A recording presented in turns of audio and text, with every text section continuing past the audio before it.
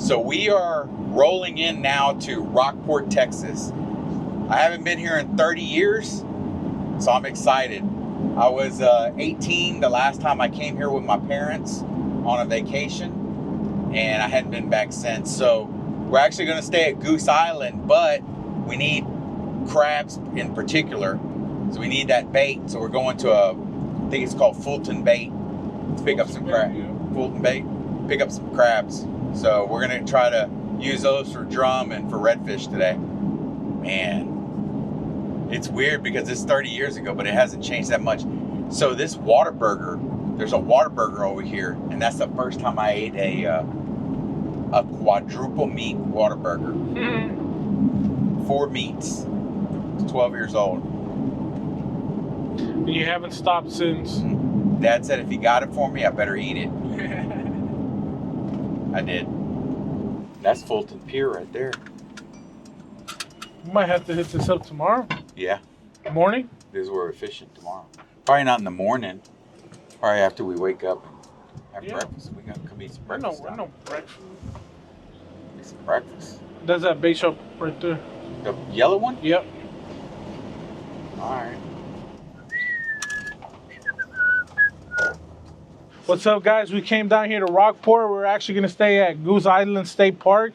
That way a little bit, but we had to come right here to Fulton Harbor Bait Shop first to get some live crab and some live shrimp. Trying to get some big drum and some reds. Trying to get into that today, so stay tuned. I was asking what you were painting. He said the boats. Yeah, I was wondering if it was any of y'all's boats. No, I think it's cool though. Yeah, thanks, man. Man, it looks cool. Thanks. Go ahead. What's your name? Garrett. Garrett, Eduardo. Nice to meet you, bro. Good to meet you. I'm Eduardo too. Yeah. Good to meet you. Nice to meet you. That's cool. My man out here painting. Yeah. Where y'all from? Houston? Houston? Yeah. Sir, that's cool. Yeah, man. Having fun. Yes, sir. Me and Diana and Diego came here. Yeah? Yeah. Y'all liked it? I liked it. Diego liked it. Diana didn't like it? Diana liked the trees and everything, but she didn't like fishing. I think because there was mosquitoes or something. It was too hot. Well, it's not hot today. Nah, it's not hot today. It's actually going to get down to the 60s. Is it? Yeah? Y'all gonna be cold. Nah. Watch. I love it cold. It's the best you can sleep. 69 and under is scientifically proven that that's how you sleep better. I don't know about that. What do you mean scientifically proven? I mean, look it up. It's scientifically proven. Nah, I'm not gonna look it up. It's not true. You sleep better. Yeah. With 69, you get deeper sleep. Ah. Promise. Goose Island State Park. Let's get it.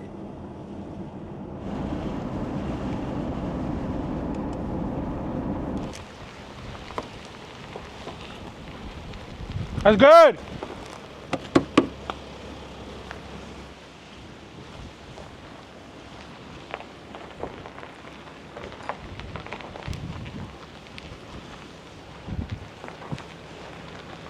That's good. So we made it right here to Goose Island State Park. Here we got the water right here. Gonna fish a little bit out of here. There's the pier over there. Probably go over there a little bit later. But I want to show y'all guys my house for tonight. You see this? What other place gives you a beautiful home like this? Come check this out, guys. Come. MTV Cribs right now. Look at that. Look at that. State of the art. State of the art. Oh.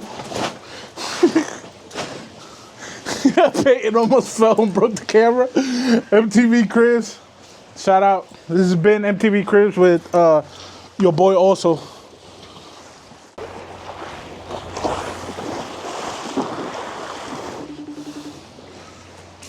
Bueno, Hi, Mom. hola. Mira mi casa por ahora. Ah, mijo. Oye, ¿te llevaste la cobija? Sí, Ah, ok, Mira. qué bueno. ¿Está frío? ¿Te llevaste chamarra? sí. Ah, ok, mucho cuidado, papira, que bueno se ve el mar.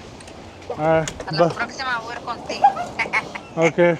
Ok, con mucho cuidado. Dios te cuide y te proteja. Okay, bye. De todos los que andan allá. Bye. Ok, bye. I gotta grab it from the back.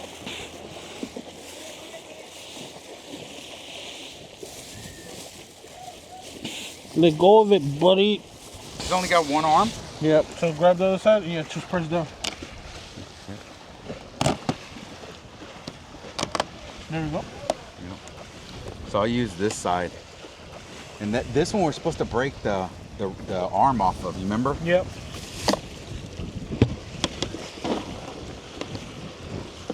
You gotta remember not to use this one for cooking. So this is what you do.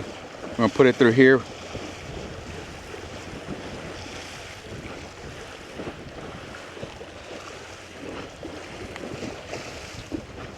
Out the back. Make sure it's secure. Yep. Through there like that. Should be good. Throw it out there. It's pretty, huh? It's pretty, man. Water's choppy. That's the only thing that kind of Yeah, sucks. it's choppy. But man, it's nice out here. I like this campsite because it's got the bulkhead right there, right here. And so like when it calms down in the morning or whatever, or tonight, you're just fishing right here. I brought some lights too. Yeah? Some of the lights from the shop. So we can run a power cord and maybe put some lights here to try to attract some bait. Right now we got that big 10-foot surf rod, but we forgot to bring the little pole to put it into the ground. So right now we're just using a little chair. We got to find, maybe when we go to the pier we can. We're having a competition though. First one to catch a fish. Oh really? First one to catch a fish wins, but first one to catch a good sized fish also wins. 2 competitions. All right. You got one? You ain't got nothing. You heard that, Eduardo? First one to catch a fish, and then first one to catch a good sized one. That's the competition.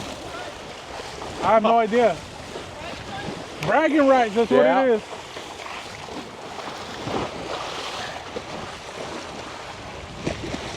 Hope you guys are ready to lose. All right, we'll see. There's fish here. I just got a hit right now. I got a strong hit. A strong hit? Yeah, strong hit. You got one.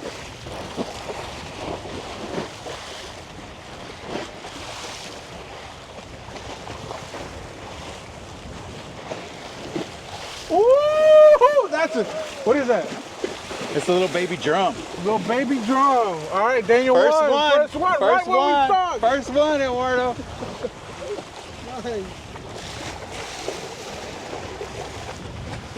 Not getting skunked today.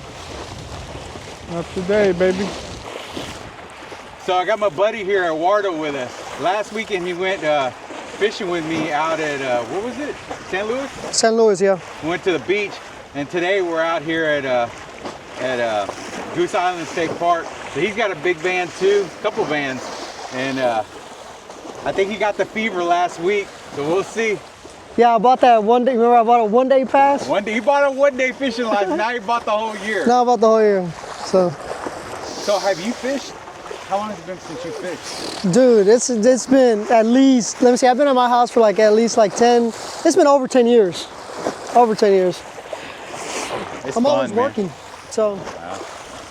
Got to make time. Is it true they call you 007? 0 bites, 0 catches, 7 hours? That's more true, yeah. I heard you're in the car business. How did you get into that? So I was 15 years old when I sold my first car, and I didn't even know that was a profession. At 15 years old, you're just going to school and not really thinking about, being a car salesman. But I was working at a mechanic shop across the street from where we lived, and I would go over there and just kind of help, clean the shop and learn, like, how to change oil, and little stuff like that. And one of the owner's friend came in, and he was working on his own vehicle. And what he was trying to do, he had an old Blazer, the little GMC Blazers. And what he was trying to do is trying to lower it. And so his thought process was, hey, let me take off the leaf springs so I can achieve a lower stance on the vehicle. And he did it, but then he couldn't put it back together. So he got frustrated and he was like, hey, look, man, I don't know how to put this back together. So if you can figure it out, you can keep it.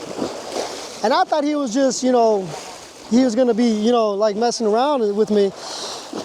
But I ended up figuring it out. I asked the guys how to do it and they ended up telling me. So I ended up putting it back together, and sure enough, he gave me the truck and gave me the title. I drove it across the street to my house and I put it up for sale on the green sheet. I listed it for sale on the green sheet, and sure enough, I ended up selling it. I don't remember how much I sold it for, if it was a good deal for me or for them. I'm sure I probably undersold it because I didn't know what a car was worth back then. But that was my first time selling a car. And then I remember I was in high school, I was in class, and one of the kids said that he wanted to be a car salesman because they make a bunch of money. So that just kind of stuck with me. So I was in college, I was going to U of H studying architecture, and I knew I had a baby on the way.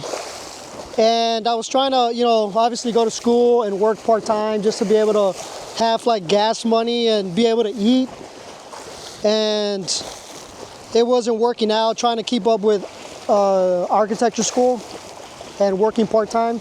So I dropped out, and my neighbor was, he was in the car business as a car salesman. So I went, first I went to go apply at Mackay Ford. I was 18 years old. I had never sold cars before, so I was shy. I didn't know what I was doing. And the guy that interviewed me, he was like, yeah, you know, we like that you don't have any bad habits, that, you know, you're bilingual, you're young. So I was like, cool. So here I am thinking, okay, man, I got a job. And they never called me. And I didn't know at this time that I was supposed to follow up, you know, with them to say, hey, you know, this is Eduardo. You know, I interviewed with you guys, just following up. So I just kind of gave up on it. And then I went with my neighbor who was a car salesman. He's like, hey, come, you know, I'll introduce you to my manager. And this was at Lone Star Ford. So I ended up going with him, and sure enough, it was a completely different atmosphere. It was a different atmosphere because it was like a younger staff. It was more diverse. I felt, you know, like it was okay, like I fit in a little bit more. And sure enough, they got me a job as a car salesman, and like the first 90 days, I still remember, it was like every time I go to work, I'm thinking, man, I'm gonna end up getting fired because I'm not selling any cars. And you know, it was just stressful first 3 months, but then after that, I started getting the hang of things. And yeah, after that, I just started selling cars and figured it out. And you know, 24 years later, I'm still in the car business. I've done pretty well in the car business. And yeah, so. What was the hardest point of time in your life, and how'd you get over it? Probably at 18 years old, before I got in the car business. You know, having a newborn at 18 years old, that's not an ideal situation for anyone, truthfully. You know, but she's now, my daughter's now, what is it? She's 2001. No, she was, yeah, 23. So, yeah, 23 years old. Yeah, crazy.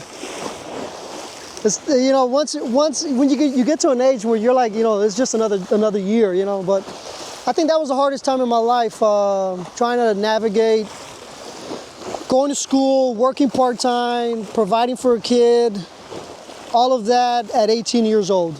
That was probably the hardest, but it was probably the best thing because it allowed me to, I had no choice but to, you know, step up to the plate and, you know, and become someone. I had no choice.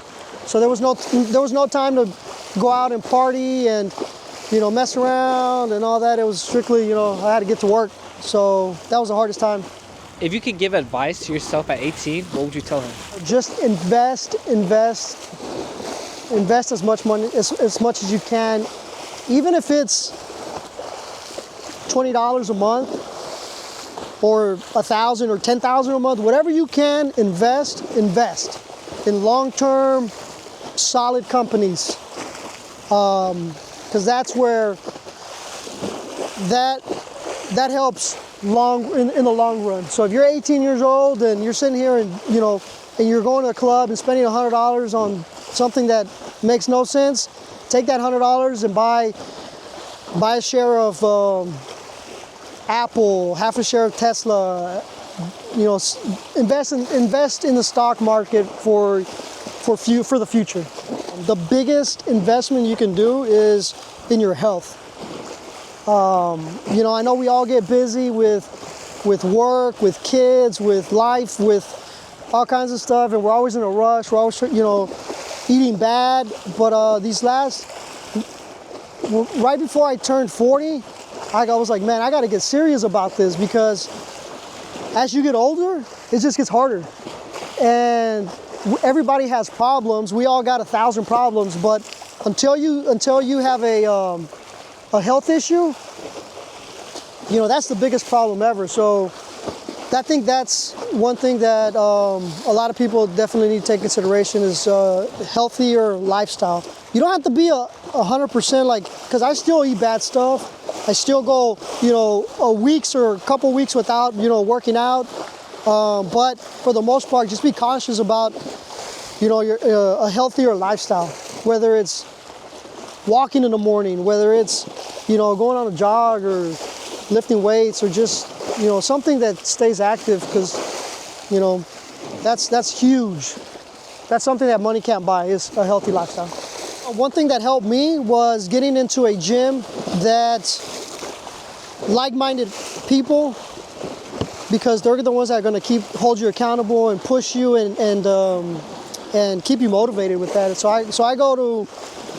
I sold a car to a guy that his name is Ronnie Bookman, and we became good friends.